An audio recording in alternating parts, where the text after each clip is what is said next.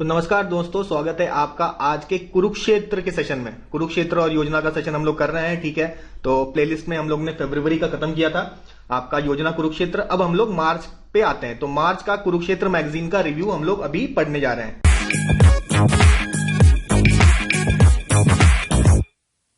तो इस पर्टिकुलर आपके सेक्शन में, आपके वीडियो में हम लोग पढ़ने जा रहे हैं प्रॉफिटेबल फार्मिंग। तो फार्मिंग को प्रॉफिटेबल बनाने के लिए क्या क्या तरीके इस्तेमाल किए जा सकते हैं, क्या क्या ऑप्शंस हैं। तो इसमें यहां पे बात करेंगे सबसे पहले डिजिटल और इनोवेटिव फार्मिंग टेक्निक्स की। तो आपका टेक्नोलॉजी का किस प्रकार से, इनोवेशन का किस प्रकार से इस्तेमाल कर रहे हैं हम इनोवेटिव फार्मिंग टेक्निक्स के बारे में, ठीक है। नेक्स्ट बात करेंगे हम लोग, देखिए बैम्बू कल्टीवेशन कैसे कर रहे हैं, मशरूम कल्टीवेशन कैसे कर रहे हैं, ठीक है। इनके ऊपर आर्टिकल्चर है। फिर एपीकल्चर, एपीकल्चर क्या होता है, हनी। फिर हम लोग बात करते हैं फ्लोरिकल्चर की। फ्लोरिकल्चर में जैसे आपके फ्लावर्स लाइक ऑर्किड्स वगैरह का कल्टीवेशन आ जाता है। इसके बाद देखिए ऑर्गेनिक फार्मिंग।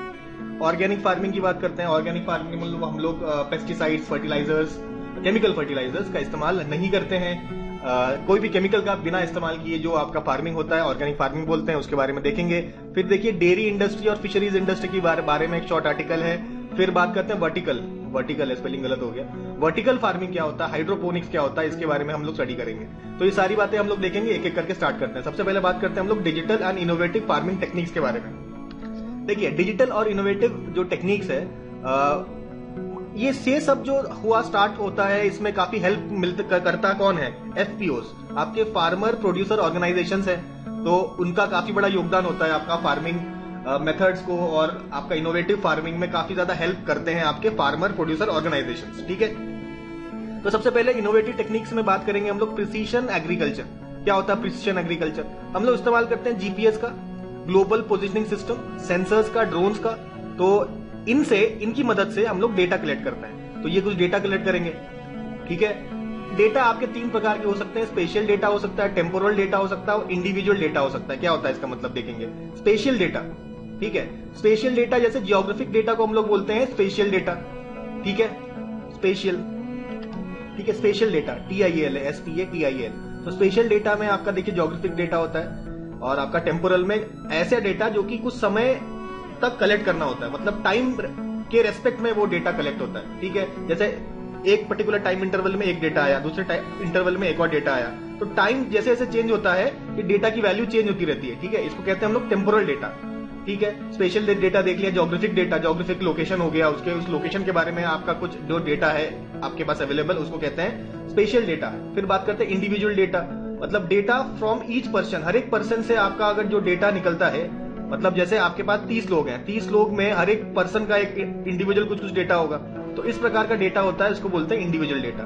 तो ऐसे डेटा को कलेक्ट करते हैं, फिर इसका हम लोग करते हैं एनालिसिस, ठीक है। इसका एनालिसिस करके हम लोग एक नतीजे पर पहुंचते हैं और हमारा डिसीजन मेकिंग और ज्यादा बेटर हो सकता है, ठीक है। अच्छा देखिए, अब जैसे आपका जीपीएस डेटा है, जीपीएस डेटा कैसा डेटा होगा, आपका स्पेशल डेटा होगा, ठीक है। तो आपका जीपीएस डेटा का यूज करके हम लोग कुछ ऐसे ऑटोमेटिक इक्विपमेंट बना सकते हैं, जैसे कि आपके रोबोट्स बना सकते हैं जो कि आपका प्लांट का हार्वेस्टिंग में हेल्प करे, प्लांटिंग में हेल्प करे।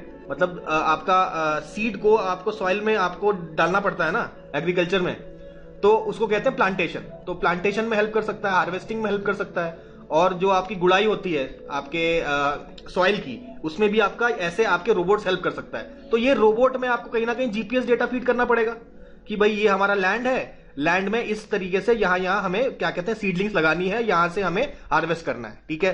तो जीपीएस डेटा की जरूरत पड़ेगी आपको। तो ये देखा हमने स्पेशल डेटा का इस्तेमाल। उसके बाद बात करते हैं कि हम लोग ड्रोन से हम लोग पिक्चर लेते हैं, HD quality picture, HD photos लेते हैं ड्रोन की मदद से, और उसकी मदद से हम लोग प्लान करते हैं आपके फील्ड्स को किस तरीके से। जैसे आपका प्रॉपर आपके फील्ड का एरिया आपको मिल गया, तो उस फील्ड के एरिया में किस प्रकार से आपके प्लांटेशन होगा, किस प्रकार से हार्वेस्ट होगा, ये सारी चीजें हम लोग प्रॉपर प्लान कर सकते हैं अगर हमारे पास ड्रोन्स का HD फोटोग्राफ है।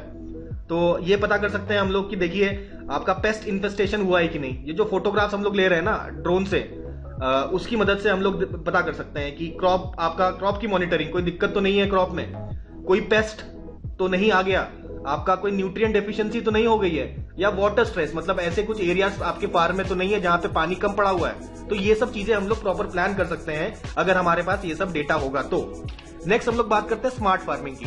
तो हमने प्रिसिशन फार्मिंग देख लिया, ठीक है। नेक्स्ट बात करते हैं स्मार्ट फार्मिंग की। हम लोग यूज करेंगे आईओटी का। आईओटी क्या होता है? Internet of things. क्या होता है इंटरनेट ऑफ थिंग्स? वो सारी डिवाइस जो हम लोग इंटरनेट के साथ कनेक्ट करके आपस में डेटा शेयरिंग कर सकते हैं। तो कई सारी डिवाइसेस को आपस में कनेक्ट नहीं कर देते हम लोग, ठीक है।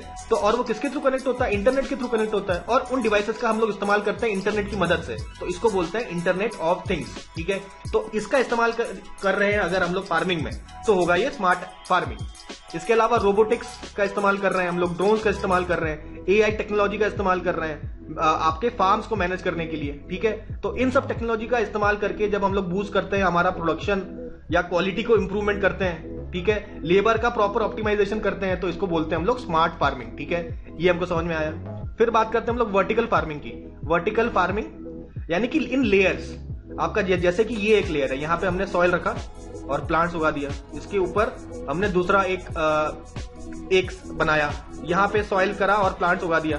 तो इस तरीके के लेयर्स हम लोग और लगा सकते हैं, एक और यहां लगा सकते हैं लेयर, उसके ऊपर एक और लेयर, ऐसे लेयर बाय लेयर करके यहां पे हम लोग प्लांट्स उगा सकते हैं। तो छोटे से सरफेस एरिया के अंदर आप काफी ज्यादा प्लांट्स आपका उगाया जा सकता है। तो इसको बोलते हैं वर्टिकल फार्मिंग। और फिर बात करते हैं हम लोग कंट्रोल्ड एनवायरमेंटल एग्रीकल्चर।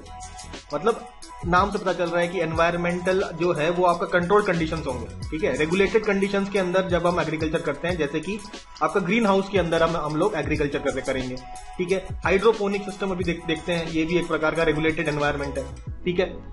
चलिए अब देखिए कंट्रोल्ड एनवायरमेंटल एग्रीकल्चर का डेफिनेशन देख लेते हैं। Is a practice of growing plants indoors in close spaces, ठीक है। हम लोग इंडोर्स कर रहे हैं, घर के अंदर आपका प्लांट्स को ग्रो कर रहे हैं आपके क्लोज्ड स्पेसेस के अंदर, ठीक है। इंजीनियरिंग का इस्तेमाल करते हुए, प्लांट साइंस का इस्तेमाल करते हुए और कंप्यूटर मैनेज टेक्नोलॉजीज का इस्तेमाल करते हुए, ठीक है। इसका एग्जांपल्स बताएं क्या? ग्रीन हाउसेस जैसे कि डिस्कस किया, ग्लास हाउसेस, ग्रीन हाउसेस, ठीक है, indoor farms and growth chambers, ठीक है। CEA includes different farming methods such that hydroponics, aeroponics, aquaponics और वर्टिकल फार्म्स। वर्टिकल फार्म्स हम लोग देख चुके हैं, देखिए इस प्रकार का हमने डायग्राम बनाया ना, ये एक फार्म है, लेयर बाय लेयर हम लोग इस तरीके से प्लांट ग्रो कर रहे हैं। एक ही सरफेस एरिया के अंदर हम लोग लेयर बाय लेयर ऐसे ग्रो कर रहे हैं प्लांट्स। तो ये उसका एक आप पिक्चर देख सकते हैं, एग्जाम्पल है। अब सवाल होगा कि what is hydroponics, what is aeroponics, what is aquaponics, ठीक है, ये देखते हैं हम लोग। तो देखिए हाइड्रोपोनिक्स क्या होता है। Hydroponics is a method of growing plants in nutrient rich water. Nutrient rich water है आपका, न्यूट्रिएंट रिच वाटर, ये देखिए ये प्लांट्स हैं, ये इसके अंदर है, इसके अंदर आपका न्यूट्रिएंट रिच पानी भरा हुआ है, ठीक है। तो ये आपका पानी है, मतलब बेसिकली आपका इसमें सॉइल नहीं होता, ये पानी होता है, ठीक है। पानी के अंदर आपके प्लांट्स के रूट्स लगा दिए जाते हैं इस तरीके से, और प्लांट्स आपका ग्रो करता है, ठीक है। इसमें सॉइल की जरूरत नहीं है, तो एक प्रकार से सॉइल फ्री या सॉइल लेस प्लांट ग्रोथ आप देखते हैं, ठीक है। अच्छा, कभी कभी ऐसा होता है कि भाई हाइड्रोपोनिक्स के साथ वर्टिकल फार्मिंग भी कर दिया, मतलब ये एक लेयर है, इस लेयर में देखिए एक प्लांट्स उगा दिया हमने, यहाँ पे प्लांट्स उगा दिया, फिर इसके ऊपर एक और लेयर बना दिया हमने, यहाँ पे भी हम लोग प्लांट्स इस तरीके से उगा रहे हैं, ठीक है। ऐसे लेयर बाय लेयर कर सकते हैं हम लोग। और ये नीचे यहाँ पे क्या हुआ आपका, सॉइल नहीं है, ये आपका लिक्विड है, न्यूट्रिएंट रिच वाटर है, ठीक है। चलिए अब देखिए ये जो है, क्योंकि हमारे रूट्स न्यूट्रिएंट सोल्यूशन में होते हैं, तो करीबन 60 से 70% कम पानी का इस्तेमाल होता है इनको ग्रो कराने के लिए। नेक्स्ट बात करते हैं एक्वापोनिक्स। हाइड्रोपोनिक्स देखा हमने, अब एक्वापोनिक्स देखते हैं। ये एक प्रकार का एक्वा कल्चर है जिसमें waste produce by farmed fish. अब देखिए यहाँ पे एक फिश टैंक है, डायग्राम में देख सकते हैं ना, ये एक फिश टैंक है। अब यहाँ पे फिश जो है यहाँ पे स्विम कर रहे हैं, तो फिश ये जो पानी है इसको न्यूट्रिएंट रिच बना देता है, ठीक है। तो अब इसमें क्या कहते हैं, ये न्यूट्रिएंट रिच हो जाता है, लेकिन ये पानी गंदा हो जाता है। तो फिशेस के लिए पानी जब गंदा होता है तो बेसिकली इसमें न्यूट्रिएंट रिच हो जाता है, ठीक है। तो ये जो गंदा पानी है, गंदा इन द सेंस कि न्यूट्रिएंट रिच वाटर, जो फिशेस के लिए तो गंदा हो गया, कुछ समय बाद देखिए आप पानी के टैंक में गंदगी आपको दिखने लग जाती है, वो बेसिकली फिशेस का ही ऑर्गेनिक मैटर है। लेकिन ये वाला पानी प्लांट्स के लिए काफी अच्छा है, तो इसको क्या किया हमने, इस वाले चेम्बर में डाल दिया। अब यहाँ पे देखिए ये पौधे ग्रो कर रहे हैं, ठीक है। ये देखिए पत्ता गोभी लगाया इन्होंने, तो यहाँ पे ये पानी आ गया। अब इस पानी ने ये जो न्यूट्रिएंट रिच वाटर है, यहाँ से सब न्यूट्रिएंट सोख लिया, ठीक है। यानी कि जो भी ऑर्गेनिक मैटर था वो आपके रूट से एब्जॉर्ब कर लिया, तो पानी अब ये साफ हो गया मच्छियों के लिए। तो दोबारा इसको क्या कहते हैं, हम लोग यहाँ पे डाल देते हैं, ठीक है। मतलब फिश टैंक में दोबारा से हम इसको डाल देते हैं। तो देखिए ये पूरा प्रोसेस है, जिसे कहते हैं एक्वापोनिक्स। अब इसको पढ़ लेते हैं। In which the waste produced by fish or other aquatic creatures supplies the nutrients for plants to growing hydroponically, which in turn purify the water. देखिए प्यूरिफाई कर दिया ना, जब ये हाइड्रोपोनिक तरीके से इसको ग्रो किया, एक्वापोनिक्स बोल दिया हमने इसको, तो न्यूट्रिएंट रिच वाटर इनके पास चला गया और न्यूट्रिएंट्स अब्सॉर्ब कर लिए। न्यूट्रिएंट अब्सॉर्ब करने के बाद पानी साफ हो गया, ठीक है, और तो वो पानी दोबारा से हमने इस वाले पाइप से यहाँ पे फिश टैंक में भर दिया, ठीक है। तो ये पूरा सिस्टम है, इसको बोलते हैं हम लोग एक्वापोनिक्स, ठीक है। अब देखिए ये समझ में आ गया। अब ये देखिए ऑटोमेटिक रिसर्कुलेटिंग सिस्टम अगर इसमें और लगा दीजिए तो इसको मॉनिटरिंग की भी जरूरत नहीं है ज्यादा, ठीक है। तो ये हो गया एक्वापोनिक्स। नेक्स्ट बात करते हैं एरोपोनिक्स। एरोपोनिक्स क्या हुआ? Is a method of growing plant without soil. चलो ये तो आप बोलोगे ये तो ऑलरेडी पता है हमको, इसे हाइड्रोपोनिक्स कहते हैं, सॉइल नहीं है। लेकिन इसमें आपका न्यूट्रिएंट रिच वाटर नहीं होता, इसमें रूट्स को सस्पेंड कर दिया जाता है हवा में। तो हवा में सस्पेंड कर दिया जाता है तो न्यूट्रिएंट्स कैसे मिलेगा? तो ऑब्वियसली हम लोग क्या करते हैं, छिड़काव करते हैं in the air and periodically spread with nutrient rich mist. जैसे ये आपका पेड़ है, ठीक है, पेड़ इस तरीके से मैंने गंदा सा पेड़ बनाया, डायग्राम समझ सकते हैं आप। अब ये इसके रूट्स है, ठीक है। अब रीड्स के इस रूट्स के ऊपर आपने इसको स्प्रे कर दिया, ये एक बोतल है, इससे आपने यहाँ पे छिड़काव कर दिया, न्यूट्रिएंट रिच पानी से छिड़काव कर दिया, तो ये न्यूट्रिएंट्स अब ये एब्जॉर्ब कर लेगा, ठीक है। आई होप ये बात समझ में आ रही होगी। तो ये हो गया एरोपोनिक्स। तो एरोपोनिक्स के कई सारे और तरीके हैं, इसको और समझते हैं हम लोग। देखिए हाइड्रोपोनिक्स, तो हमने देखा हाइड्रोपोनिक्स क्या होता है, एक्वापोनिक्स क्या होता है, एरोपोनिक्स क्या होता है, ठीक है। तो और वर्टिकल फार्मिंग भी हमने देखी क्या होती है। तो हाइड्रोपोनिक्स के अलग अलग तरीके होते हैं, ठीक है। जैसे कि पहला DWC, deep water culture. Deep water culture ये वही है, आपका जो पौधे हैं पानी में लगाया जा रहा है और पानी से न्यूट्रिएंट सक कर रहे हैं, वो एब्जॉर्ब कर रहे हैं, ठीक है। अगला है NFT। NFT क्या है? Nutrient film technique. ये भी एक टेक्निक है, न्यूट्रिएंट की फिल्म लगा दी जाती है जिसके थ्रू आप प्लांट ग्रो करता है। इसके अलावा एब एंड फ्लो टेक्निक, तो ये साइक्लिक सबमिशन ऑफ प्लांट्स है। जैसे प्लांट आराम से ग्रो कर रहा है, कुछ समय बाद इसको न्यूट्रिएंट रिच वाटर में इसको डिप कर दिया जाता है, फिर बाहर निकाल दिया जाता है, फिर कुछ समय बाद डिप कर दिया जाता है, इसको बोलते हैं एब एंड फ्लो।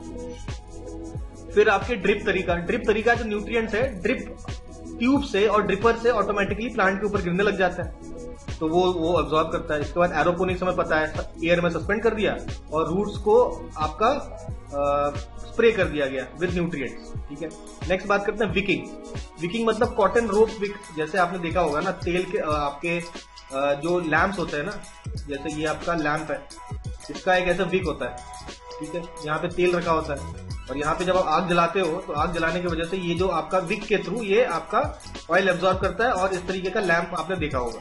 तो उसी तरीके से कहीं ना कहीं हम समझ सकते हैं कि आपका ये प्लांट है, प्लांट भी इस तरीके से ग्रो करा रहे हैं हम लोग। प्लांट को यहाँ विक से कनेक्ट कर दिया, ठीक है। यहाँ पे नीचे आपका न्यूट्रिएंट रिच वाटर है जहां से ये एब्जॉर्ब कर लेता है न्यूट्रिएंट्स, तो ये है विकिंग। कॉटन रोप विक का इस्तेमाल कर रहे हैं ये लोग। ये जो विक है ये कॉटन का बना हुआ है, ठीक है। आई होप बात समझ में आ रही होगी। नेक्स्ट भाई वर्टिकल टावर सिस्टम में पता है क्या होता है, वर्टिकल फार्मिंग की बात कर रहे हैं ये।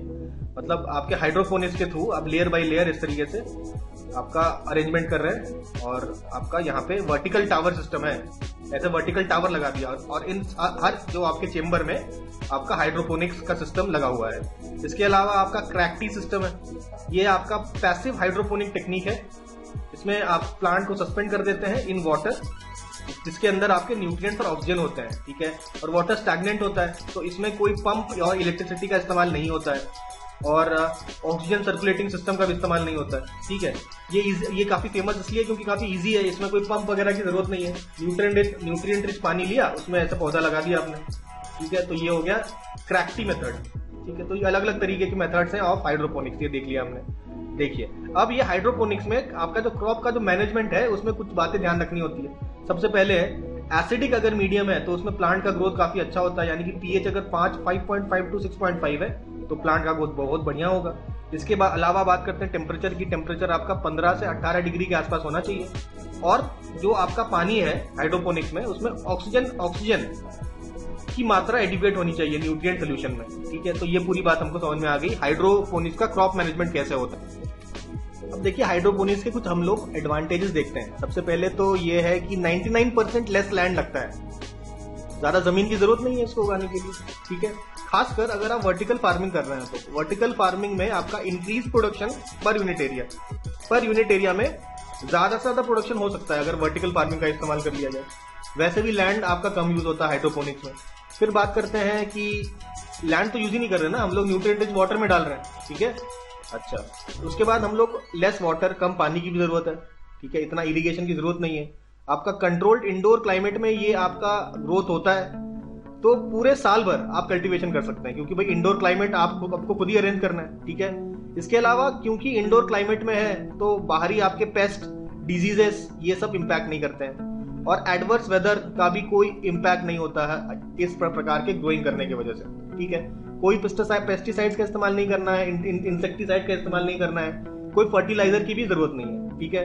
तो इससे क्या होता है, एक प्रकार की ऑर्गेनिक फार्मिंग होगी ना, कोई केमिकल हमने यूज नहीं किया, तो इसकी वजह से हमारे जो फ्रूट्स एंड वेजिटेबल्स हैं जो हम लोग ग्रो करते हैं वो फ्रेश होते हैं, आपका सस्टेनेबल होते हैं, यानी कि एनवायरनमेंट को कोई हार्म नहीं पहुंचाते हैं, और रिलायबल फूड, यानी कि फूड पे आप रिलाई कर सकते हो इन द सेंस कि अच्छी क्वालिटी के आपके फूड प्रोड्यूस कर सकते हैं हम लोग, ठीक है। तो ये तो हो गए कुछ एडवांटेजेस, ठीक है। तो कुछ डिसएडवांटेजेस भी होंगे, वो देखते हैं आगे। अच्छा, उससे पहले कुछ और फायदे देख लेते हैं। देखिए यहाँ पे वर्टिकल फार्मिंग का एनवायरमेंटल बेनिफिट तो है ही, हमें पता है, ठीक है। आपका बायोडाइवर्सिटी को इंप्रूव करने में हेल्प करता है, सस्टेनेबल आपका डेवलपमेंट होता है, ये भी हम लोगों ने देख लिया था।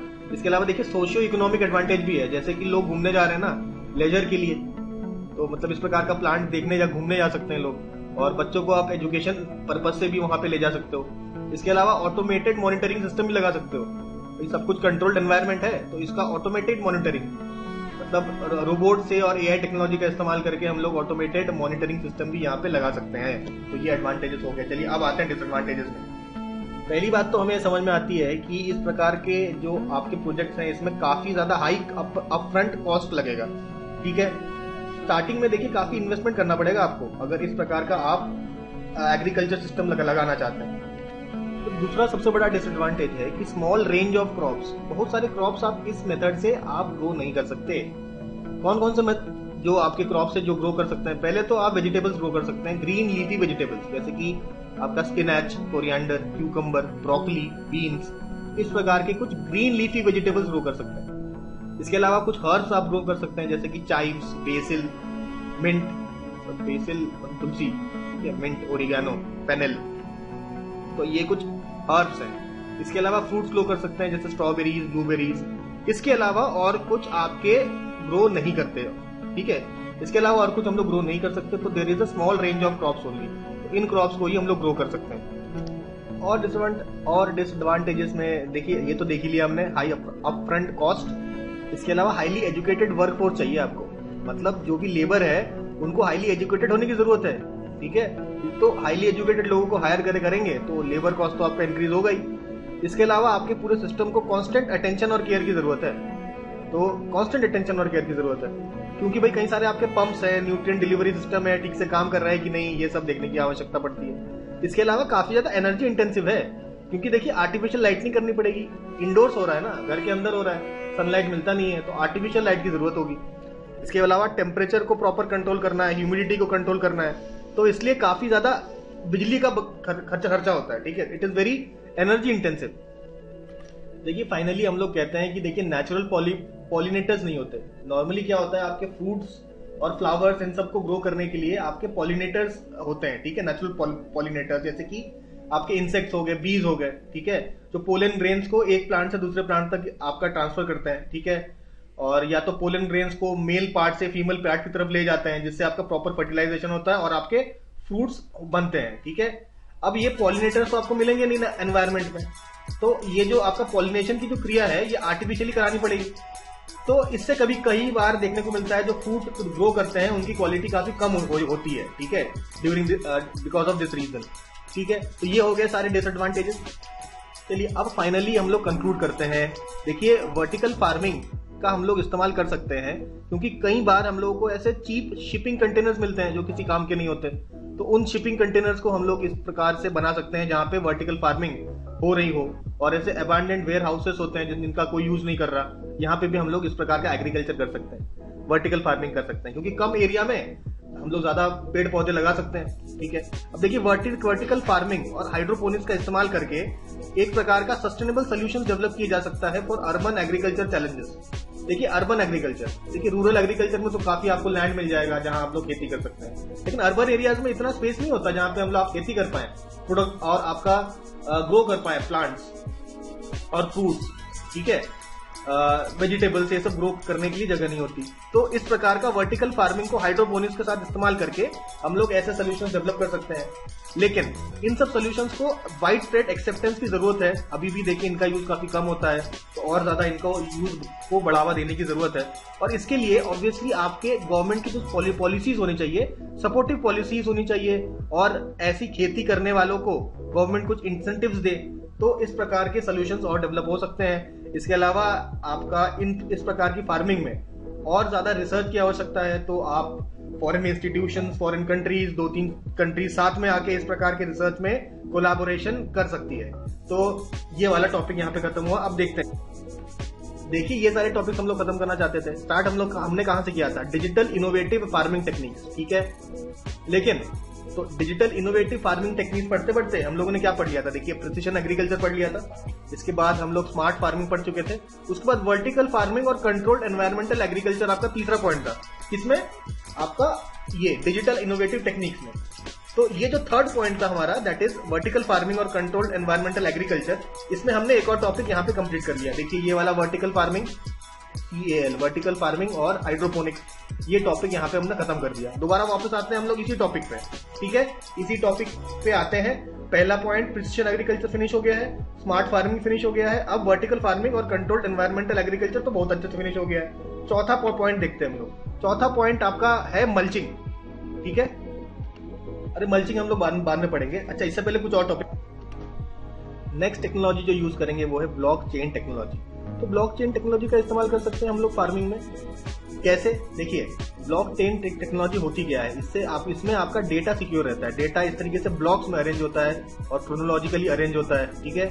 और इसमें मैनिपुलेशन करना काफी डिफिकल्ट है, इसमें फोर्जरी करना डिफिकल्ट है। और डेटा अगर एक बार आपका ब्लॉकचेन में एंटर हो गया तो वो हमेशा के लिए सिक्योर हो गया, ऐसा समझ लीजिए। तो अगर ब्लॉकचेन टेक्नोलॉजी का हम लोग इस्तेमाल करें तो आपका जो भी डेटा है, कौन सा डेटा, जो भी आपके रिकॉर्ड्स हैं ऑफ प्रोडक्ट ट्रांजैक्शन, मतलब कौन सा सामान किसको बेचा गया और क्या ट्रांजैक्शन हुए, कहां से मूवमेंट हुआ, ये सारा डेटा आपका जब अगर डेटाबेस में स्टोर कर दिया जाए यूजिंग ब्लॉकचेन टेक्नोलॉजी, तो ये हमेशा के लिए सिक्योर हो गया, ठीक है। बेसिकली फार्मर्स से आपका होलसेलर जाता है, होलसेलर से कंज्यूमर जाता है, बीच में रिटेलर्स भी होते हैं। तो ये जो पूरा आपका जो स्ट्रक्चर है, आपका एग्रीकल्चर का प्रोजेक्ट का जो मूवमेंट है, पूरा वैल्यू चेन है, इसका हर एक डेटा आपका प्रॉपर सिक्योर हो जाएगा, जिससे ऑब्वियसली ट्रांसपेरेंसी बढ़ेगी और ट्रेसेबिलिटी बढ़ेगी, ठीक है। आप ट्रेस कर सकते हैं, ठीक है, कौन से समय पे कहाँ पे था आपका प्रोडक्ट, कितना प्राइस मिला उसका, तो ये सारा आपका ट्रेस हो सकता है अगर हम ब्लॉकचेन टेक्नोलॉजी का इस्तेमाल करें तो फॉर डेटा मैनेजमेंट। नेक्स्ट बात करेंगे वेरिएबल रेट टेक्नोलॉजी। अब ये क्या होता है? VRT वेरिएबल रेट टेक्नोलॉजी क्या होता है? आपका देखिए स्पेशल वेरिएबिलिटी होता है आपका क्रॉप और सॉइल कंडीशंस का। हर जगह का सॉइल कंडीशन सेम तो होगा नहीं, और हर जगह अलग अलग क्रॉप्स लगाए गए हैं, और हर एक क्रॉप और सॉइल को ध्यान में रखते हुए हमको ध्यान देना होगा कि उसमें पानी का रिक्वायरमेंट कितना है, ठीक है। पानी का रिक्वायरमेंट क्रॉप वाइज चेंज होता है, सॉइल कंडीशन के हिसाब से चेंज होता है। इवन आपका कौन सा हर्बिसाइड, कौन सा फर्टिलाइजर आपका कौन से सॉइल में डजाना है, ये डिपेंड करता है आपका स्पेशल वेरिएबिलिटी पे। अलग अलग जगह पे अलग अलग आपका रिक्वायरमेंट होती है। तो क्योंकि अगर रिक्वायरमेंट अलग है तो ऑब्वियसली आपका वाटर का इस्तेमाल, हर्बिसाइड, आपका फर्टिलाइजर्स का जो यूज है वो अलग अलग रेट से किया जाना चाहिए, व्हेन एंड वेयर नीडेड, जब जहां पे जितनी रिक्वायरमेंट है वो करना चाहिए। तो ये वेरिएबल रेट टेक्नोलॉजी, तो आपका जो वाटर, हर्बिसाइड, फर्टिलाइजर्स, इनका जो यूज है वो वेरिएबल रेट से किया जाना ही आपका वेरिएबल रेट टेक्नोलॉजी है। इसका भी इस्तेमाल ज्यादा से ज्यादा किया जाना चाहिए। फिर बात करते हैं स्मार्ट इरिगेशन की। तो स्मार्ट इरिगेशन क्या है? देखिए इसमें देखिए आपके सेंसर्स लगे होते हैं। सेंसर्स चेक करते हैं सॉइल के अंदर कितना मॉइस्चर है। अगर मॉइस्चर कम है तो भाई आपका पानी का छिड़काव कर दिया जाता है। मॉइस्चर अगर सफिशिएंट है तो पानी का छिड़काव करने की जरूरत नहीं। तो इसके वजह से आपका एक्सेस इरिगेशन आपसे बच जाते हैं। तो जितना पानी का रिक्वायरमेंट है उतना ही दिया जाए, ज्यादा ना दिया जाए। तो इसको कहते हैं स्मार्ट इरिगेशन, ठीक है। आई होप ये बात समझ में आई होगी। नेक्स्ट बात करते हैं हम लोग, देखिए डेटा ड्रिवन फार्म मैनेजमेंट। जो फार्मर्स हैं, जो फार्म का मैनेजमेंट करते हैं, वो डेटा ड्रिवन होना चाहिए। मतलब जो भी डेटा लेटर से ड्रोन के थ्रू आपको मिल रहा हो या रोबोट्स के थ्रू आपको मिल रहा हो, तो उन सब डेटा का इस्तेमाल हमको करना चाहिए आपका फार्म मैनेजमेंट करने के लिए, ठीक है। इसके अलावा देखिए रोबोट का इस्तेमाल कर सकते हैं एग्रीकल्चर ऑपरेशंस के लिए। जैसे भाई फार्मर्स की जरूरत नहीं, रोबोट लगा दिया, रोबोट आपका फील्ड में घूमा, ट्रैवर्स द फील्ड, उसके बाद हार्वेस्ट कर दिया, ठीक है। हार्वेस्ट के टाइम पर रोबोट का इस्तेमाल कर सकते हैं। और वीड एलिमिनेट करने के लिए। तो रोबोट ने देखा फार्म में कहाँ कहाँ वीड है, जहां जहां वीड है उसको स्पॉट करके एलिमिनेट करने का काम भी रोबोट की मदद से किया जा सकता है। फिर बात करते हैं हम लोग मशीन लर्निंग की। मशीन लर्निंग का भी यूज कर सकते हैं हम लोग, ठीक है। मशीन लर्निंग में हम लोग डेटा फीड करते हैं, उस डेटा के आधार पर ये फोरकास्ट कर सकता है कि भाई क्रॉप का कितना यील्ड आएगा, आपका कब क्या डिजीज आउटब्रेक होने के चांसेस है कि नहीं है, और क्या मार्केट ट्रेंड्स है। तो ये सब फोरकास्टिंग अगर पहले से हमको पता होगी तो हम लोग प्रॉपर प्रोएक्टिव डिसीजंस ले सकते हैं हम लोग, ठीक है। जैसे कि पता चला कि आपका क्रॉप यील्ड कम आने वाली है, तो उसके हिसाब से हम लोग डिसीजंस ले सकते हैं कि भाई कितना ग्रो करना है, कितना सेव करना है, मतलब कैसा इन्वेस्टमेंट करना पड़ेगा, कहाँ कहाँ करना पड़ेगा, कहाँ कहाँ पैसे की बचत करनी पड़ेगी। तो ये सब हम लोग डिसीजंस ले सकते हैं अगर हमको ऑलरेडी पता हो, फोरकास्टेड हो आपका crop yield, disease outbreak, market trends, ये सारी चीजें ये फोरकास्ट कर सकता है। ये पहले से पता हो तो हम लोग डिसीजन मेकिंग में हमें हेल्प मिलेगी। इसके अलावा डिजिटल ट्विन्स, तो आपका फार्म है, फार्म का digital replica of the physical farm, जैसे आपका ये फार्मर का ये फार्म है, इसी का रेप्लिका हम लोग कंप्यूटर में बना देते हैं, ठीक है। और फिर इस कंप्यूटर में जो फार्म है इससे हम लोग एनालिसिस करते हैं, स्टिमुलेट करते हैं, ऑप्टिमाइज करते हैं आपके सिनेरियोज, ठीक है, before implementing changes in the real. मतलब फार्मर कुछ चेंज करने से पहले उसका एक क्या कहते हैं मॉडल बनाता है कंप्यूटर पे, और उसमें वो चेंजेस करके देखता है। अगर रिजल्ट अच्छा आया है तो उस रिजल्ट अगर रिजल्ट बढ़िया आया है तो ही जाके अपने फार्म में वो चेंजेस इनकॉर्पोरेट किए जाते हैं। तो ये होता है डिजिटल ट्विन्स का कॉन्सेप्ट, ठीक है। तो ये सारे टेक्निक्स आपके हैं, आपके डिजिटल इनोवेशन का इस्तेमाल करके हम लोग अपने फार्मिंग को और ज्यादा बेटर बना रहे हैं, ठीक है। चलिए अब क्या क्या कंक्लूजन देखते हैं हम लोग, क्या कंक्लूजन है। तो कंक्लूजन में पहली बात तो यह है कि अब ये सारा काम करने के लिए हमें कनेक्टिविटी चाहिए, network connectivity, internet connectivity, internet की अवेलेबिलिटी चाहिए, कनेक्टिविटी चाहिए। और ऐसा नहीं हो कि इंटरनेट काफी ज्यादा महंगा हो, तो एफोर्डेबिलिटी भी चाहिए। और आपका आईसीटी, ठीक है, information and communication technology, education में हमें इंक्लूड करने की जरूरत है ताकि लोगों की ट्रेनिंग हो सके, लोग इंटरनेट उनके लिए नया ना हो, इंटरनेट का यूज करना उनके लिए आसान हो, ठीक है। तो ऐसे गवर्नमेंट को पॉलिसीज और प्रोग्राम्स बनाने चाहिए कि आपका अवेलेबिलिटी, कनेक्टिविटी, अफोर्डेबिलिटी हो जाए आपका इंटरनेट का, ठीक है। और एजुकेशन में भी इसे इंक्लूड किया जा सके। इसके अलावा केवल गवर्नमेंट ना करे, गवर्नमेंट प्राइवेट को भी साथ में ले, तो पब्लिक और प्राइवेट पार्टनरशिप से ये सब काम किया जा सकता है। इसके अलावा आपका ग्रेन स्टोरेज पे वर्क करने की जरूरत है, ठीक है। फार्मर्स तो ग्रेन उगा देंगे लेकिन उसको स्टोर करना जरूरी है, ठीक है। क्योंकि अगर हमें एसडीजी जीरो हंगर का जो एसडीजी गोल अचीव करना है 2030 तक, तो आपका स्टोरेज कैपेसिटी बढ़ानी होगी और वेयर हाउसिंग कैपेसिटी तो बढ़ानी ही होगी। वेयर हाउसिंग में हम जो स्टोरेज करते हैं उसके कुछ साइंटिफिक मेथड्स होते हैं, तो साइंटिफिक मेथड का हम इस्तेमाल करके स्टोरेज करना पड़ेगा, लोगों को ट्रेन करना पड़ेगा इन साइंटिफिक मेथड में, इन साइंटिफिक मेथड्स में लोगों को ट्रेन करने की जरूरत है, ठीक है। अच्छा, केवल गवर्नमेंट ना करे, जो फार्मर्स है वो अपने लोकल स्टोरेज सिस्टम्स बनाए, डिसेंट्रलाइज, बिना गवर्नमेंट की हेल्प के, मतलब गवर्नमेंट की हेल्प ले लेकिन अपने लोकल स्टोरेज सिस्टम बनाने चाहिए। तो ये हेल्प करेगा कि वो अगर मान लीजिए स्टोरेज में जगह ना हो, किसी वेयर हाउस कैपेसिटी गवर्नमेंट का अवेलेबल ना हो आसपास, तो अपने लोकल लेवल पे ही आप ऐसे स्टोरेज सिस्टम बना सके। तो ये आपका इंश्योर करेगा इंडिया में फूड सिक्योरिटी। और अगर लोकल ही आप स्टोरेज कर सकते हो तो आपका जो भी सामान है वो खराब नहीं होगा, आपको डिस्ट्रेस सेल करने की जरूरत नहीं पड़ेगी।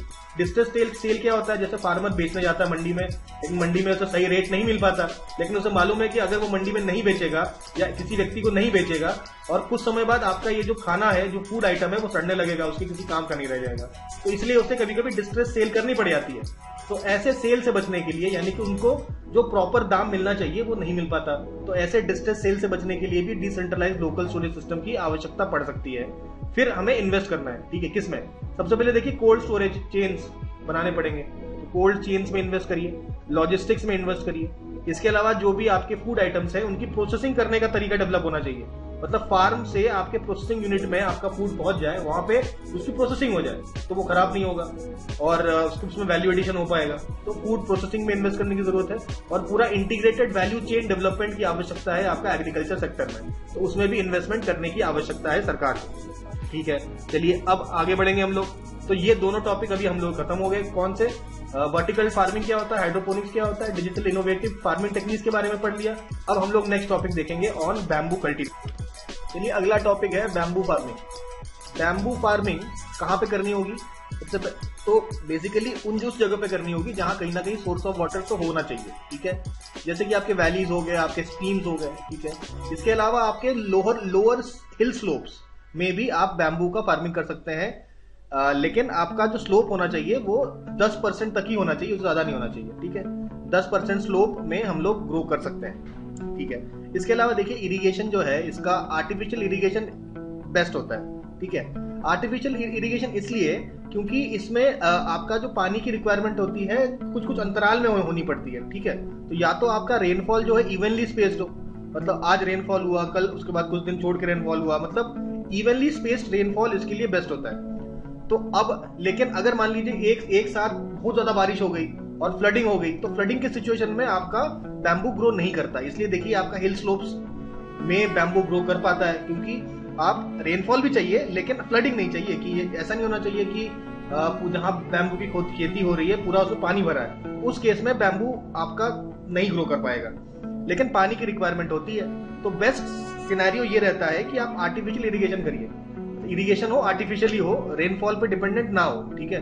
रेनफॉल का कोई भरोसा नहीं, कभी ज्यादा होगी तो मान लेते हैं हो जाएगा फ्लडिंग।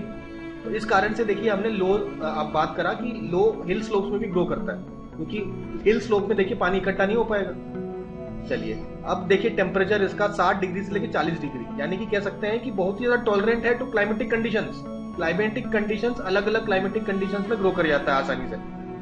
देखिए रेनफॉल भी इसका कम रेनफॉल में भी काम हो जाए, 120 सेंटीमीटर में भी चलता है, और आपका 400 सेंटीमीटर तक, यानी कि 120 से 400 सेंटीमीटर तक रेनफॉल होगा तो बैम्बू ग्रो कर सकता है। तो मैं समझ में आ रहा है कि बहुत बड़ा रेंज है इसका क्लाइमेटिक कंडीशन ग्रो करने का। तो क्लाइमेटिक कंडीशन के प्रति ये काफी टॉलरेंट होता है, ठीक है, बैम्बू। इसके अलावा जहां भी हम लोग बैम्बू की खेती करेंगे हमें ध्यान देना है कि वहां का रोड बढ़िया हो, वहां पे ट्रांसपोर्ट हो, तभी तो हम लोग ट्रांसपोर्ट कर सकते हैं इंडस्ट्री को, ठीक है। और वहां पे लेबर का अवेलेबिलिटी हो। इसके अलावा हम लोग सर्वे करते हैं लैंड का, कि जहां भी हम लोग लैंड में हम लोग बैम्बू ग्रो कर रहे हैं वहां ग्रो करेगा भी कि नहीं, तो लैंड सर्वे करना जरूरी है। इसके अलावा न्यूट्रिएंट्स की आवश्यकता होती है बैम्बू को, एनपीके यानी कि नाइट्रोजन, फास्फोरस और पोटेशियम की प्रेजेंस होनी चाहिए। इसके अलावा हम लोग वुड और ऐश भी मिलाते हैं। ऑर्गेनिक कंपोस्ट भी हम लोग एज न्यूट्रिएंट्स डाल सकते हैं। आपकी ग्रीन मैन्योर का भी इस्तेमाल कर सकते हैं। तो ये सारे हम लोग न्यूट्रिएंट्स के लिए इन सब चीजों का इस्तेमाल हम लोग करते हैं। फिर हम लोग बात करते हैं मल्चिंग क्या होता है। देखिए यहाँ पे एक एग्जांपल दिया हुआ है कि जैसे कोकोनट का पेड़ है ना, कोकोनट का पेड़ के आसपास कोकोनट की जो पत्तियां हैं उनको देखिए इस तरीके से बिछा दिया हमने, ठीक है, उस तरीके से सॉइल के ऊपर बिछा दिया।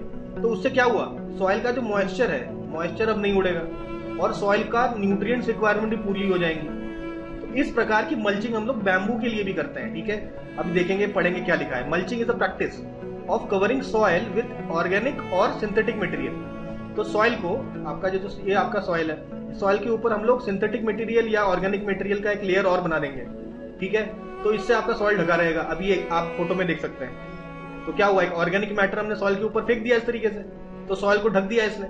सॉइल को जब ढक दिया तो इससे क्या फायदा हुआ, देखिए सॉइल का हेल्थ इंप्रूव करता है, इट रिड्यूसेस वीड्स नहीं ग्रो करते हैं, ठीक है। वाटर जो है सॉइल के अंदर का कंजर्व रहता है, ऊपर ढका हुआ है, एवापोरेशन नहीं हो पाता, ठीक है।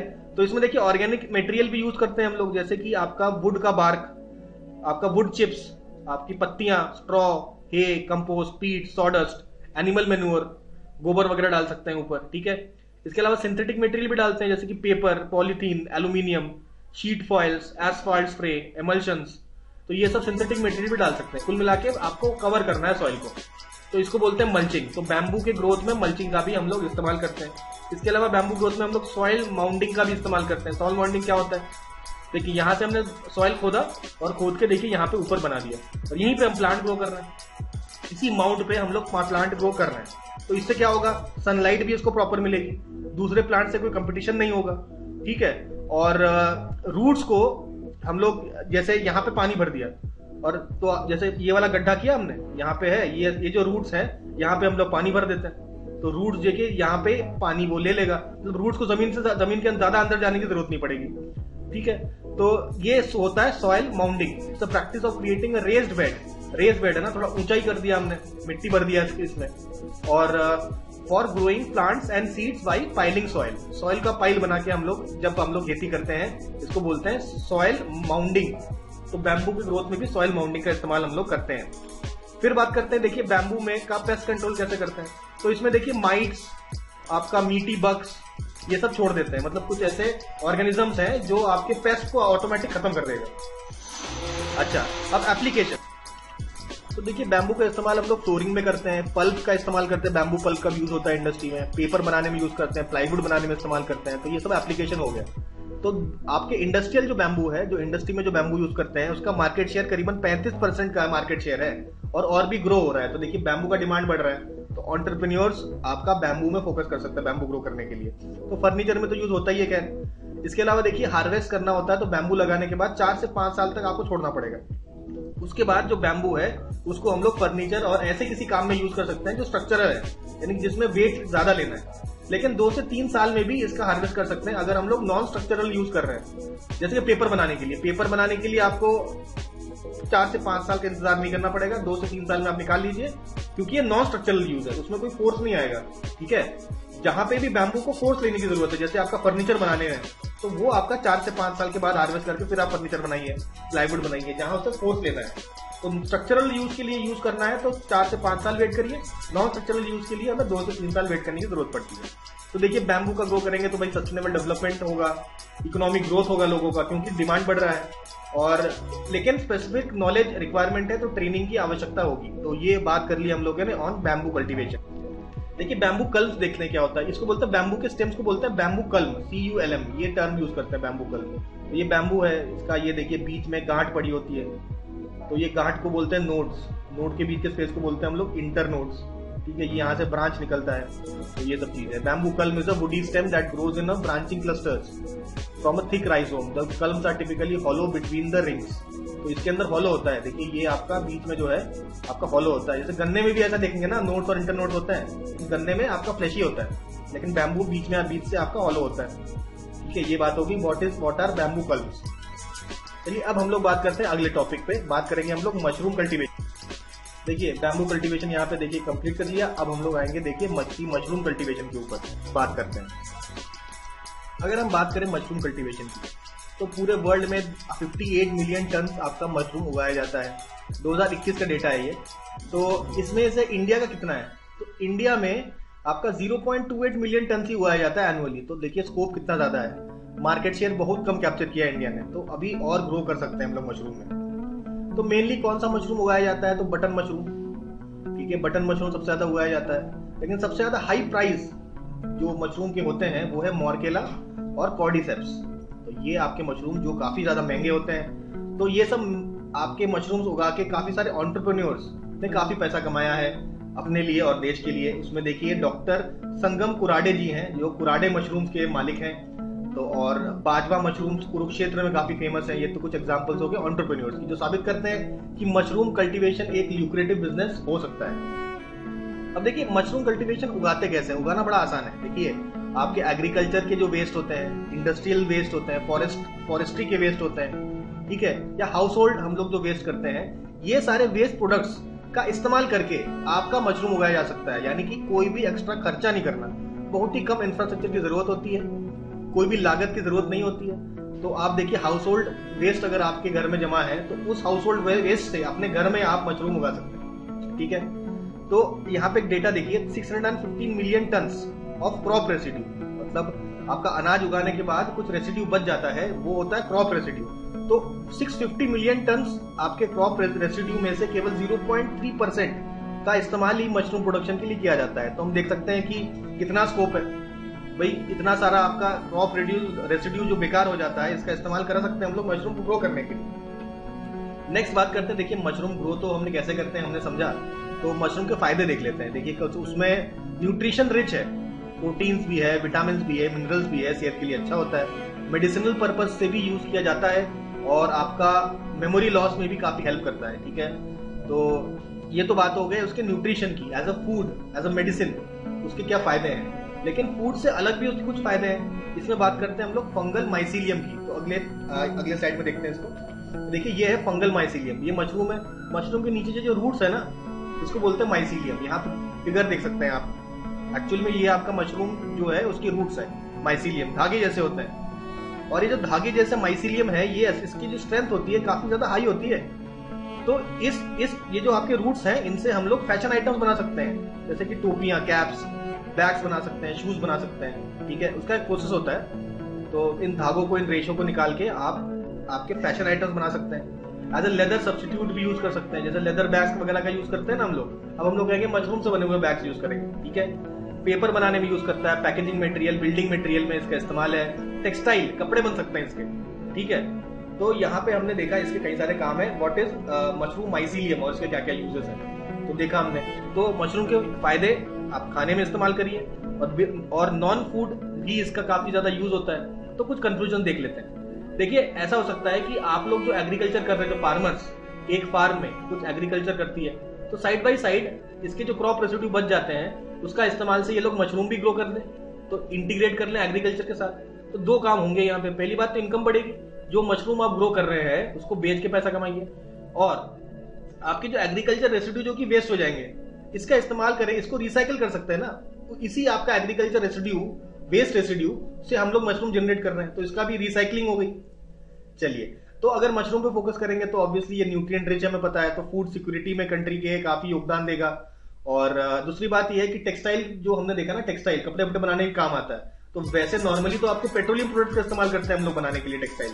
तो अगर मान लेते हैं हम लोग इसको अगर रिमूव कर दें तो पेट्रोलियम प्रोडक्ट्स से हमारी जो डिपेंडेंसी है वो कम हो जाएगी। मशरूम से बने हुए कपड़े पहन रहे हैं हम लोग, ठीक है, तो उससे पेट्रोलियम प्रोडक्ट्स की जो डिपेंडेंसी है हमारी वो कम हो जाएगी, ठीक है। तो इसी के साथ ही हम लोगों ने मशरूम कल्टीवेशन भी खत्म किया। 4 टॉपिक्स हमारे खत्म हो गए। 5वें टॉपिक पहुंचते हैं, दैट इज एपीकल्चर। एपीकल्चर मतलब बीज या हनी का उत्पादन करना, ठीक है, ये होता है एपीकल्चर। इसको देखें, चलिए समझते हैं हम लोग एपीकल्चर को। एपीकल्चर का मतलब होता है बी कीपिंग। बी कीपिंग यानी कि मधुमक्खी पालन। अब देखिए दोनों तस्वीरों में आप देख सकते हैं, देखिए मधुमक्खियां लगी हुई हैं। ये छोटा सा एक आपका बॉक्स है, देखिए ये एक बॉक्स है जिसके अंदर ऐसे शीट्स लगे हुए हैं। इस शीट्स के ऊपर आपके देखिए मधुमक्खी लगा हुआ है, ठीक है। ये देखिए ये जो बॉक्स है इसके ऊपर से अगर फोटो लें तो कुछ इस तरीके से दिखेगा आपको, है ना। तो इन बॉक्स में ऐसे, तो ये होता है मधुमक्खी पालन का तरीका आर्टिफिशियली, ठीक है।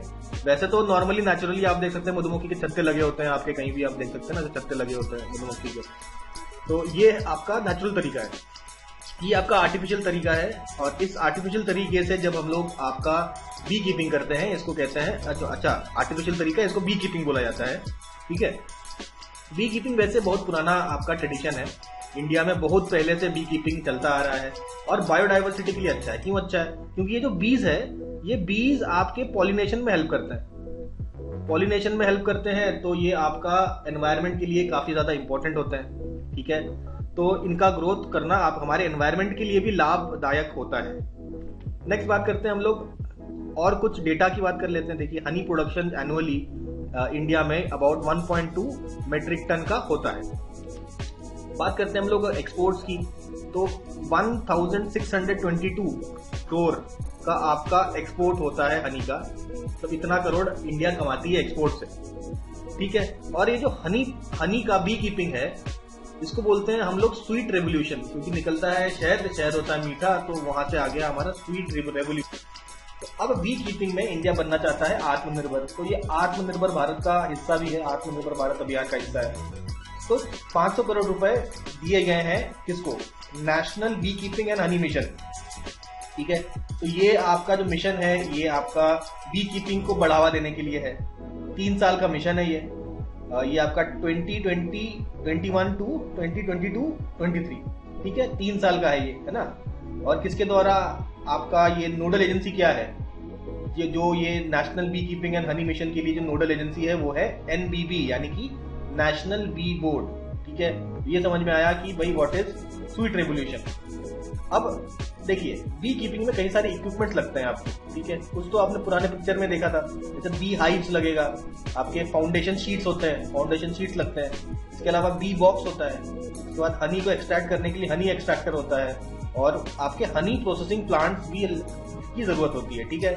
हनी की प्रोसेसिंग, हनी का एक्सट्रैक्शन, और ये सारा जो आपका प्रोसेस है बी कीपिंग से रिलेटेड, उनके लिए बहुत सारे इक्विपमेंट का रिक्वायरमेंट होता है, ठीक है। तो अब देखिए क्या क्या इश्यूज हैं, इसके बारे में देखेंगे। तो इससे पहले देख लेते हैं हम लोग इश्यूज जानने से पहले कि कौन कौन से स्पीशीज आपके इंडिया में पाए जाते हैं। तो एक है यूरोपियन हनी बी, जिसको बोलते हैं मैलीफेरा। एक होता है रॉक हनी बी, जिसको बोलते हैं एपिस डोरसाटा है, डोरसाटा, ठीक है। एपिस फ्लोरिया, ये है आपका ड्वार्फ हनी बी। और सबसे पॉपुलर जो हनी बी है दैट इज इंडियन या Asian honey bee, also called as Apis cerana, ठीक है, सिराना बोलेंगे आई गेस, ठीक है, एपिस सिराना, CERANA, ठीक है। तो ये 4 इंपॉर्टेंट स्पीशीज होते हैं जो इंडिया में आपको मिलते हैं और सबसे ज्यादा फेमस है, ज्यादा स्टेट्स में आपके इंडियन या एशियन हनी भी ज्यादा फेमस है, ठीक है। तो अब देखिए आपका अगर साउथ एशिया की बात करें तो 2020 से लेकर 2025 तक जो ग्रोथ इन हनी इंडस्ट्री है दैट इज अबाउट 4.3% CAGR।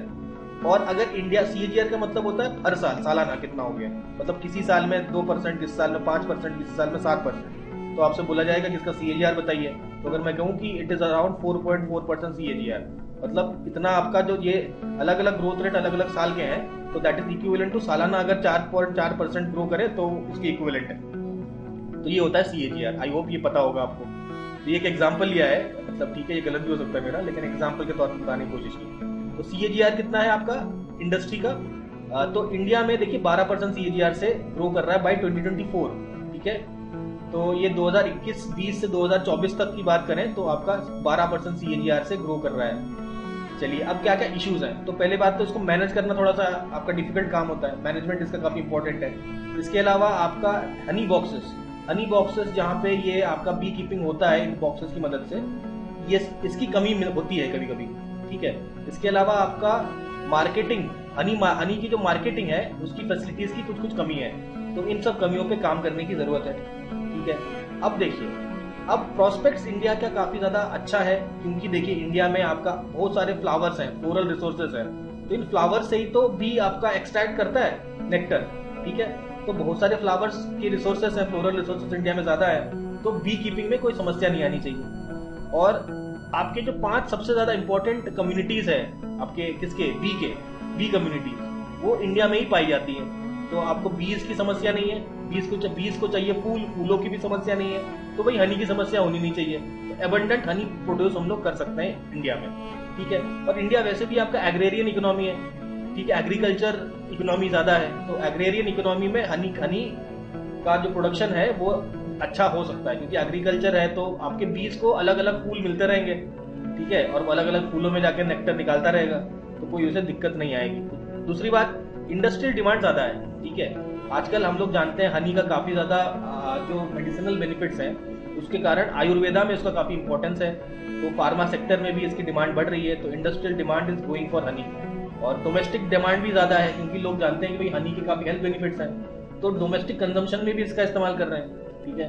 तो जैसे आप कुछ लोग ग्रीन टी में डाल के पी रहे हैं या जैसा भी है, ठीक है, गर्म पानी में उठ के पीने का फायदा है, ठंडे पानी से पी सकते हैं, तो ये सारे जो आपके वेलनेस बेनिफिट्स हैं इन सबका इस्तेमाल कर रहे हैं, तो डोमेस्टिक डिमांड भी इसका इंक्रीज कर रहा है। साथ में फूड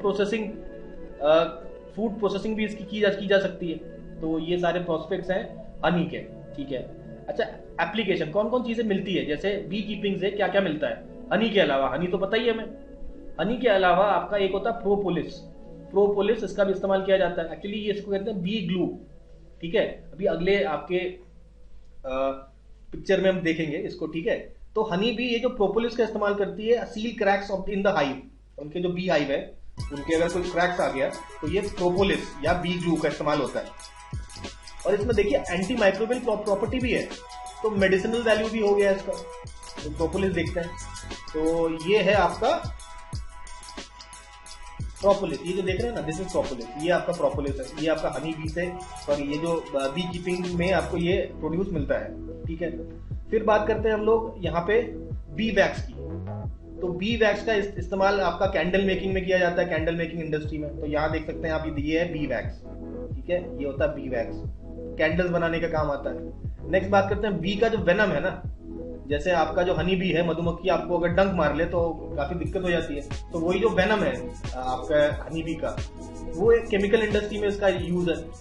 उसके बाद हनी बी का एक स्पेशल सिक्रीशन होता है जिसको बोलते हैं रॉयल जेली, ठीक है। रॉयल जेली देखेंगे, ये देखिए, ये है रॉयल जेली, ठीक है, बहुत ही माइक्रोस्कोपिक व्यू है इसका। इस प्रकार का रॉयल जेली है, तो इसको एज अ फूड सप्लीमेंट भी काफी ज्यादा यूज किया जाता है। काफी एक्सपेंसिव होता है, मतलब ये काफी ज्यादा एक्सपेंसिव होता है, तो इसको एज अ फूड सप्लीमेंट भी इस्तेमाल करते हैं, ठीक है, एज अ फूड सप्लीमेंट, ठीक है। इसके बाद बी पोलन बी का भी इस्तेमाल किया जाता है। देखिए दिस इज बी पोलन, ये जो आपके छोटे छोटे ऐसे गुठलियां जैसे निकल जाते हैं ना, इनको बोलते हैं बी पोलन, तो इसका भी इस्तेमाल किया जाता है।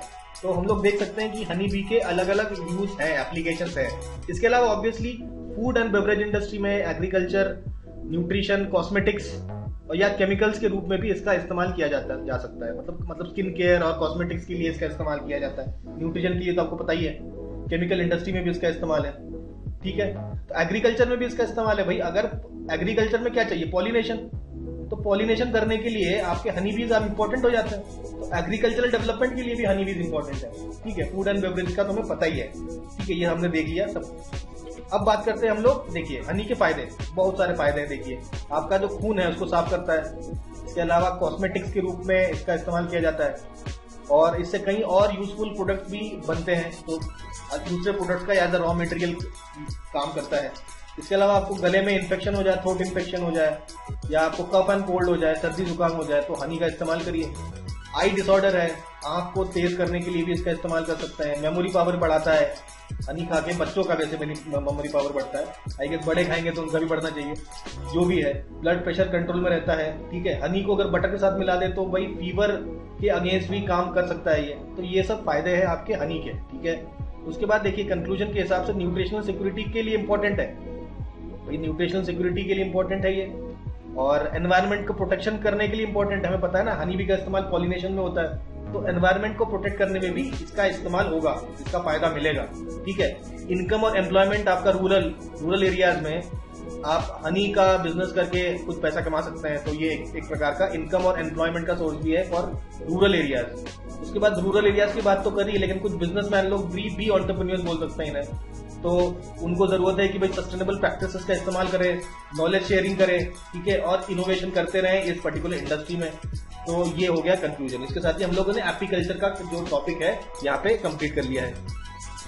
नेक्स्ट बात करते हैं हम लोग फ्लोरिकल्चर की। एपीकल्चर यहाँ पे ओवर हो गया, 3 टॉपिक बचे हैं, ठीक है। इनमें सबसे पहले पढ़ेंगे हम लोग फ्लोरिकल्चर, मतलब फूल जो आपके कॉस्टली फ्लावर्स होते हैं जैसे कि ऑर्किड्स, ठीक है, उनका प्रोडक्शन कैसे करना है वो देखेंगे। देखिए फ्लोरिकल्चर में इंपॉर्टेंट होता है ऑर्किड्स। देखिए ये सुंदर सुंदर फूल दिख रहे हैं आपको फोटो में, इनको बोलते हैं ऑर्किड्स, ठीक है। तो इनकी डिमांड काफी ज्यादा है क्योंकि देखने में बहुत सुंदर होते हैं। They are exotic and aesthetically pleasing, ठीक है, एक्सोटिक होते हैं और देखने में बहुत अच्छे होते हैं, एस्थेटिकली प्लीजिंग होते हैं, ठीक है। और देखिए फ्लोरिकल्चर का डिमांड आपका धीरे धीरे इंक्रीज कर रहा है क्योंकि ये जो इंडस्ट्री है it is going at the rate of 25.68% का CAGR से ग्रो कर रहा है। बहुत ज्यादा तेजी से इसका इंडस्ट्री ग्रो कर रहा है। इंडिया में करीबन 1300 से ज्यादा स्पीशीज ऑफ ऑर्किड्स अवेलेबल हैं। तो देखिए स्पीशीज डाइवर्सिटी भी काफी ज्यादा है इंडिया में। अब 1300 में कुछ एग्जांपल्स यहाँ लिखे हैं, डेंड्रोबियम, वैंडा, एरेक्निस, तो ये सारे कुछ आपके स्पीशीज है, ठीक है। तो देखिए हमें पता है कि इसका डिमांड ज्यादा है, CAGR देख के पता चल रहा है, इंडस्ट्री ग्रोइंग है ये भी पता चल गया, काफी ज्यादा वैरायटी है, डिमांड भी ज्यादा है। तो डिमांड ज्यादा है इसका, देखिए डिमांड ज्यादा है इसलिए आपका ई-कॉमर्स प्लेटफॉर्म यहाँ पे आते हैं। तो ई-कॉमर्स प्लेटफॉर्म क्योंकि ग्रो कर रहे हैं तो वहां से आप ये फूलों को मंगा सकते हो। They are getting accessible and visibility of orchids. तो अगर कोई मंगाना चाहता है वो इजीली देख सकता है इन ई-कॉमर्स प्लेटफॉर्म्स पे कि ये फूल आप जैसे मंगा सकते हो अपने घर में चाहे तो, ठीक है। तो विजिबिलिटी बढ़ रही है, एक्सेसिबिलिटी बढ़ रही है, तो डिमांड भी बढ़ रहा है, ठीक है। जब दिखेगा तभी बिकेगा। तो ई-कॉमर्स प्लेटफॉर्म आपका इसे एक्सेसिबल करा रहे हैं और ये एक बहुत बड़ा रीजन है आपका डिमांड ऑफ जो ऑर्किड्स है वो इंक्रीज कर रहा है, ठीक है। नेक्स्ट बात करते हैं, भाई इंडिया में काफी सक्सेस है, ठीक है, ग्रोथ हमने देखा बहुत तेजी से ग्रो कर रहा है। तो इंडिया में इतना सक्सेसफुल क्यों है ऑर्किड का बिजनेस? क्योंकि देखिए यहाँ पे लोकल एडॉप्शन हो रहा है। लोकल एडॉप्शन का मतलब ये है कि tailoring cultivation techniques to local environment. जैसा आपका लोकल एनवायरनमेंट होगा उसी के अकॉर्डिंग हम लोग आपके कल्टीवेशन के टेक्निक्स यूज कर रहे हैं, ठीक है, इसलिए ये ग्रो कर रहा है। वैसे ये पाया कहाँ पे जाता है? देखिए अरुणाचल प्रदेश, असम, सिक्किम मेन स्टेट्स हैं जहाँ पे ऑर्किड ग्रो करते हैं। ये सारा जैसे कि आप नोटिस कर पा रहे होंगे ईस्टर्न हिमालयाज में है, ठीक है, जो कि एक ग्लोबल बायोडाइवर्सिटी हॉटस्पॉट भी है। तो इस हॉटस्पॉट, ग्लोबल बायोडाइवर्सिटी हॉटस्पॉट में आपका ऑर्किड ग्रो करता है, ठीक है। तो स्टेट्स के नाम आप ध्यान रख सकते हैं, अरुणाचल प्रदेश, असम और सिक्किम मेनली ऑर्किड के लिए फेमस है। तो भाई इंडिया में सक्सेस का सबसे पहला रीजन समझ में आया कि भाई लोकली अडॉप्ट किया जा रहा है, गवर्नमेंट के इनिशिएटिव और सब्सिडीज दिया जा रहा है इनको प्रोत्साहित करने के लिए, और कई सारे एक्सपोर्ट अपॉर्चुनिटीज है, मतलब फॉरेन कंट्रीज में भी इसका काफी डिमांड है। देखिए नेक्स्ट बात करते हैं टेक्नोलॉजी अडॉप्शन की। तो हम लोग देखिए इसके एग्रीकल्चर में टेक्नोलॉजी का इस्तेमाल करते हैं, जैसे ग्रीन हाउसेस का इस्तेमाल करना है, टिश्यू कल्चर टेक्निक्स का भी यूज करते हैं हम लोग ऑर्किड्स को प्रोड्यूस करने के लिए। तो टेक्नोलॉजी अडॉप्शन के कारण भी इंडिया में ये तेजी से ग्रो कर रहा है, और रिसर्च कोलैबोरेशन भी हो रहा है, जैसे एकेडमिक इंस्टीट्यूशंस हो गए, रिसर्च ऑर्गेनाइजेशंस हो गए, और इवन प्राइवेट एंटरप्राइजेस साथ में मिलके कल्टीवेशन ऑफ ऑर्किड्स में साथ में काम कर रहे हैं। ठीक है, तो इसीलिए देखिए ये आपका काफी ज्यादा सक्सेसफुल है इंडिया में। लेकिन कुछ चैलेंजेस भी है। सबसे पहले ये है कि भाई आपको इंफ्रास्ट्रक्चर और डेवलप करने की जरूरत है, और टेक्नोलॉजी का एडॉप्शन आपका वाइड स्प्रेड होना चाहिए, हर जगह होना चाहिए। दूसरा प्रॉब्लम है कि ये ऑर्किड्स में आपके पेस्ट और डिजीजेस बहुत ही आसानी से लग जाते हैं। ठीक है, दूसरी बात ये इंटेंसिव कल्टीवेशन होता है इसका। इंटेंसिव कल्टीवेशन के कारण ये कभी कभार एनवायरमेंटल फ्रेंडली नहीं होते, तो इनको ज्यादा एनवायरमेंटल फ्रेंडली बनाने की जरूरत है। और इसके कल्टीवेशन में काफी स्किल की रिक्वायरमेंट है, तो स्किल डेवलपमेंट और ट्रेनिंग भी रिक्वायरमेंट की रहती है। ठीक है, और ग्लोबल कोलैबोरेशन और रिसर्च में भी हमको फोकस करना पड़ेगा। तो ये हमारे चैलेंजेस हो गए। और दूसरी बात ये है कि कभी कभार एक फूल से आपका मार्केट सैचुरेट कर जाता है, तो डाइवर्सिफाइड करने की जरूरत है, डिफरेंट स्पीशीज पे फोकस करने की जरूरत है। कई सारे स्पीशीज हमारे कंट्री में ग्रो कर सकते हैं, तो अलग अलग स्पीशीज में अगर हम डाइवर्सिफाई करेंगे तो अच्छा होगा, क्योंकि एक ही फूल का देखिए मार्केट धीरे धीरे सैचुरेट हो जाता है। तो कंक्लूजन क्या है, देखिए लोकल एडॉप्शन में हमें फोकस करना है, सस्टेनेबल प्रैक्टिस का इस्तेमाल करना है, क्योंकि भाई देखिए इंटेंसिव कल्टीवेशन होता है इसका, और देखिए गवर्नमेंट को और सपोर्ट देने की जरूरत है। और एक प्रकार का एक बहुत ही ल्यूक्रेटिव बिजनेस अपॉर्चुनिटी है, क्योंकि डिमांड काफी ज्यादा है और काफी कॉस्टली होते हैं ये फ्लावर्स, तो इनके एग्रीकल्चर में अगर कोई एंटरप्रेन्योर आना चाहे तो ये काफी एक ल्यूक्रेटिव बिजनेस आपका हो सकता है। तो ये बात होगी हमारे फ्लोरिकल्चर की। ठीक है, अब हम लोग नेक्स्ट बात करते हैं ऑर्गेनिक फार्मिंग की। देखिए दो टॉपिक बचे हमारे पास। सबसे पहले तो हमारा ये आ जाता है ऑर्गेनिक फार्मिंग। ठीक है, ऑर्गेनिक फार्मिंग, और उसके बाद हम लोग डेयरी और फिशरीज कंप्लीट करेंगे, और ये दो टॉपिक कंप्लीट करके हमारा पूरा कंप्लीट हो जाएगा प्रॉफिटेबल फार्मिंग वाला टॉपिक। ठीक है, स्टार्ट करते हैं। देखिए ऑर्गेनिक फार्मिंग की अगर बात करें तो सबसे पहले क्या बात करते हैं, हम देखते हैं फूड ग्रेन्स। भाई हम लोग फूड ग्रेन्स कितना ग्रो करते थे। 1950-51 में 50.8 मिलियन टन हमारा फूड ग्रेन्स आपका प्रोड्यूस होता था कंट्री में। ठीक है, अभी 2022-23 में भाई लैंड एरिया तो उतना ही है, लेकिन टोटल जो फूड ग्रेन्स प्रोड्यूस हो रहे हैं that is about 329.7 million ton. ठीक है, देखिए काफी बड़ा ग्रोथ है। आप ये कह सकते हैं कम से कम 6 गुना हो गया है, 6 गुना से ज्यादा हो गया है। ठीक है, तो अगर हम पूरे 72 ईयर्स का CAGR देखें तो हर साल 2.71% का ग्रोथ देख सकते हैं हम लोग इन आपका ग्रेन प्रोडक्शन। ठीक है, लेकिन पॉपुलेशन की ग्रोथ हुई है 1.98% की ग्रोथ पॉपुलेशन में देखने को मिली है। तो growth of grains food grain production आपका पॉपुलेशन ग्रोथ से ज्यादा है, तभी पूरे कंट्री को हम लोग फीड कर पा रहे हैं। ठीक है, इसका रीजन सबसे बड़ा था ग्रीन रेवोल्यूशन में हम लोगों ने देखिए हाई यील्ड वैरायटी सीड्स का इस्तेमाल किया, पेस्टिसाइड्स, इंसेक्टिसाइड्स, फंगिसाइड्स, इन सब का इस्तेमाल किया और हमारा प्रोडक्शन बढ़ा। लेकिन ऑर्गेनिक फार्मिंग ऐसी फार्मिंग है जहां पे ये पेस्टिसाइड्स, इंसेक्टिसाइड, फंगिसाइड का इस्तेमाल हम लोग नहीं करते हैं, नेचुरल तरीके से हम लोग फार्मिंग करते हैं। ठीक है, तो ये होती है ऑर्गेनिक फार्मिंग। ठीक है, तो अब आप कहेंगे फर्टिलाइजर का इस्तेमाल आप नहीं करेंगे, तो आपका किस तरीके से, देखिए फर्टिलाइजर का भी इस्तेमाल कम से कम होता है। ठीक है, फर्टिलाइजर का इस्तेमाल भी ना के बराबर होता है। तो अगर आप फर्टिलाइजर इस्तेमाल करेंगे ही नहीं, केमिकल फर्टिलाइजर की बात हो रही है, तो फिर फर्टिलिटी इंप्रूव कैसे करेगी। तो फर्टिलिटी को एनहांस करने के लिए ऑर्गेनिक फार्मिंग में हम लोग यूज करते हैं नॉन सिंथेटिक फार्म इनपुट्स, जैसे कि वर्मी कंपोस्ट का इस्तेमाल करते हैं, ग्रीन मैन्योर का इस्तेमाल करते हैं, बायो फर्टिलाइजर्स का इस्तेमाल करते हैं, और जो क्रॉप की बचे हुए जो रेसिड्यूज हैं उसका इस्तेमाल करते हैं हम लोग सॉइल की फर्टिलिटी को इंप्रूव करने के लिए। यानी कि कोई भी केमिकल का इस्तेमाल हमें नहीं करना है फर्टिलाइज करने के लिए, मतलब फर्टिलिटी को बढ़ाने के लिए सॉइल को। ठीक है, चलो ठीक है, आप कहेंगे चलिए फर्टिलिटी आपने बढ़ा ली, अब ये बताइए इंसेक्टिसाइड, पेस्टिसाइड यूज नहीं करेंगे तो पेस्ट कंट्रोल कैसे होगा। देखिए पेस्ट कंट्रोल हो सकता है अगर हम लोग स्ट्रेटेजिक क्रॉप रोटेशन करें, क्रॉप रोटेशन का इस्तेमाल करें स्ट्रेटेजिक। ठीक है, स्ट्रेटेजिक क्रॉप रोटेशन से मतलब एक क्रॉप, उसके बाद दूसरा क्रॉप, उसके बाद तीसरा क्रॉप, इस तरीके से हम लोग लाते रहें ताकि आपका पेस्ट ना लगे। ठीक है, नेक्स्ट हम लोग बात करेंगे ट्रैप क्रॉप की। ट्रैप क्रॉप देखेंगे क्या होता है। जैसे यहाँ पे हमने देखा, सबसे पहला ये डायग्राम देखिए, ये देखिए दिस इज बारबेरिया वल्गैरिस, इसे बोलेंगे हम लोग ट्रैप क्रॉप। ठीक है, और उसके बाद स्प्रिंग अनियंस, ये होता है रिपेलेंट क्रॉप। बीच में आपका देखिए पत्ता गोभी उगाया जा रहा है, ये है आपके मॉथ, ये अटैक करते हैं। लेकिन अब ये पत्ता गोभी के एक साइड में तो आपका स्प्रिंग अनियन है, दूसरे साइड में आपका है बारबेरिया वल्गैरिस।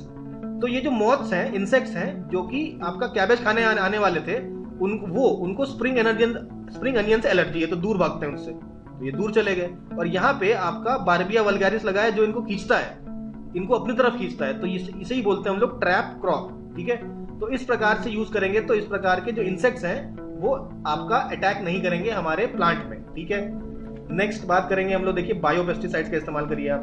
ठीक है, उसके अलावा देखिए आप लोग मैकेनिकल ट्रैप्स का इस्तेमाल कर सकते हैं। देखिए मैकेनिकल ट्रैप्स क्या होता है देखते हैं। देखिए ये है मैकेनिकल ट्रैप्स, इस प्रकार के हमने ऐसे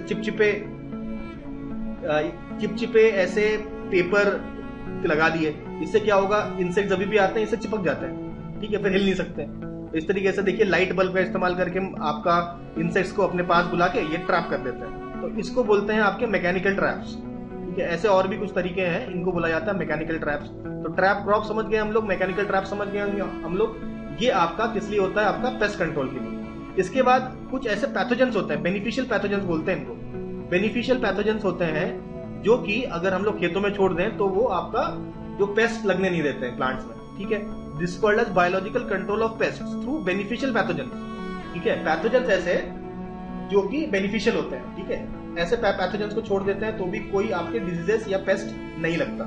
ठीक है, अब कुछ बेनिफिट्स की बात करते हैं हम लोग। ऑर्गेनिक फार्मिंग का सबसे बड़ा बेनिफिट है कि वाटर पोल्यूशन से प्रिवेंट करता है, वाटर पोल्यूशन को रिड्यूस करता है। क्यों?